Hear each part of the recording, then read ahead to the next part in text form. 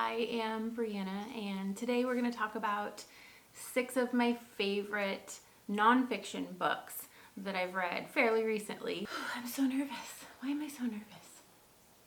I really love reading so much. And when I was a child, I was one of those kids that was really slow to learn how to read. One of my favorite times in the classroom, and this is like first, second grade, is when we sat down and listened to a book on tape and followed along in our little books. I thought that was so much fun. But because I didn't get a lot of reading practice at home, I fell behind and they put me in a special reading class. And I didn't feel like that was a bad thing. I was just like, yay, more reading time. And so I was in that special reading class for 2 or 3 years and really loved it. And from there, I became a really avid reader. Through school, I lived in the country. I wasn't close to any friends or family members. And so I got books. I read a lot of books. And then I kind of fell out of the habit. I got busy in college and all the classwork, all the artwork. I went to art school, so I had a lot of projects I needed to do, and that just took up all of my time. I started reading self-help books and business books, and when I started my business, I really just started focusing primarily on self-help and business books, and it kind of made my love for reading die off a little bit, and I didn't truly start reading a lot of books again until 2020. And we all know 2020 was a wild year and we were all stuck at home, and some friends of mine started a virtual book club. Our whole goal with that was to read lighthearted books and have a little bit of escapism, and to this day our book club is still going strong. With all of that said, I read a lot of fiction. Obviously, I love the escapism. I think fiction can be really beautiful. You can learn a lot from fiction. It's really fun to experience different perspectives and cultures. But last year I noticed that my reading of fiction was kind of extreme, and I wasn't getting to any of the nonfiction books that I really wanted to get to.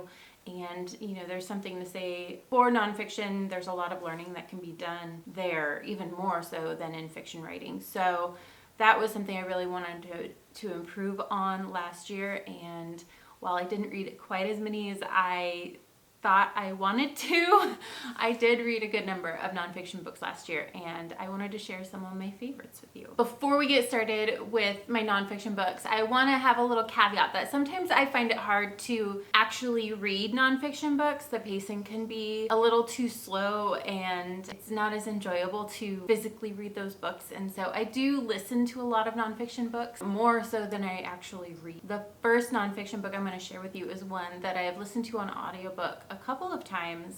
It's one I think I will continue to go back to because it's really inspiring as an artist.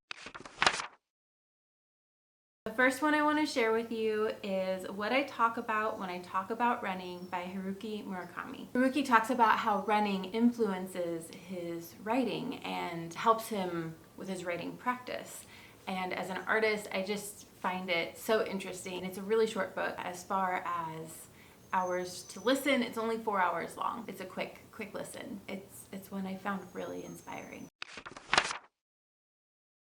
The second book I want to share with you is called The Salt Path by Raynor Winn. I picked this book up last year and truly fell in love with it. I really love a book that talks about an alternative way of life that's really inspirational. I think autobiographies and memoirs are a very fun read. This is one I just instantly fell in love with, and the book art also is just really pretty. This older couple, they're retired, their kids are grown up. They lose their house in this way that feels really like they were wronged. The beginning is quite dark, but what I really love is how they embark on this journey and they walk the salt path in the United Kingdom. And it's a great example of how something so good can come from a period of hardship. The third book I'd like to share with you is one that I love so much. It is absolutely beautiful and very inspiring. This is one of my most favorite books. It's called Braiding Sweetgrass by Robin Wall Kimmerer. This book is a series of short essays and they speak on the natural world. It's very poetically written. These essays are just truly, truly lovely. If you have any interest in the natural world or environmentalism, I highly recommend you read this book. Like I said, I have a hard time reading nonfiction, but this book was not difficult at all. What I did with this book is every morning I would make my matcha and then I would sit down and I would read a full essay. Braiding Sweetgrass by Robin Wall Kimmerer. Love, love, love, love, love this book. Once I was done reading Braiding Sweetgrass, it was such a wonderful book. I wasn't really sure what to read next. I found this book by Marc. This is a book that was on my radar for a while before I actually picked it up. So this book is called Seed to Dust. This book is about a man who his job is to take care of this private English garden. This is another one that's very poetically written. It is written in a sort of essay form, and you do learn a little bit about his life prior to becoming a gardener. His story itself is so intriguing. Every month has a series of essays. So this one starts in January, and there are beautiful little lino cut illustrations in here as well. But I'm just gonna read, this one actually is a poem, and it's not an essay at all. So this poem is called Daffodils. You're right. The daffodils are beautiful this year, and he would have loved them. And he is not coming back, because he can't. Words can't help you. I can't help you. It's not a new beginning, and life does not go on. A stalk of grass remains. The mower missed. I snap it off as I pass. That's a really sad one, actually. But not all of this book is melancholy. It does dive into the cycle of life. So there's new beginnings and there's endings and there's everything in between. The next book I'd like to share with you is one that I haven't read cover to cover. It's more of a reference book. It's one that I found really useful over the last year. This book is called Life's Companion, Journal Writing as a Spiritual Practice. And I'll be honest, I do not love the cover on this book. It is not that beautiful.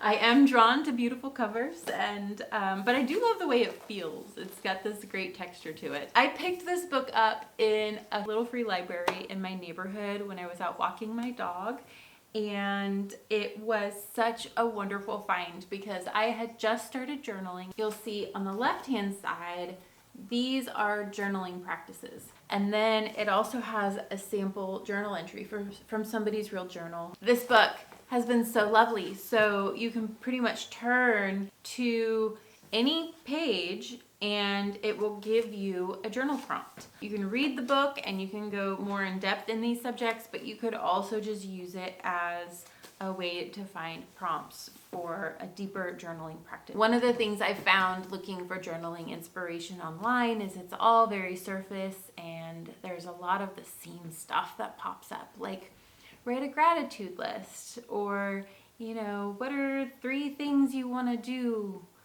for yourself this year, or, you know, that kind of thing. And this book takes things so much deeper.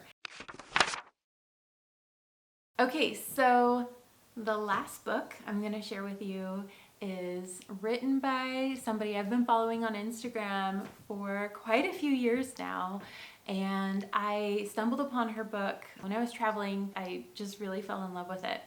So the book is called Modern Caravan. It's such a beautiful book. It's written by Kate Oliver, and the Modern Caravan, I believe, is her Instagram handle as well. This book is so beautiful. The photographs in here are just lovely, but I also really enjoy the way she writes. Her writing is just so gorgeous. Here's a little excerpt from Kate talking about their life on the road, living in an Airstream. Drive days became our favorite. We would crank up Willie Nelson and Simon and Garfunkel, Van Morrison and Gin Crocky, roll down the windows and let the sun shine on our dirt-streaked skin. We loved watching the landscape change, having hours of deep conversation and feeling so free and alive. It's just it's a very lovely book. Oh my gosh, the sun came out.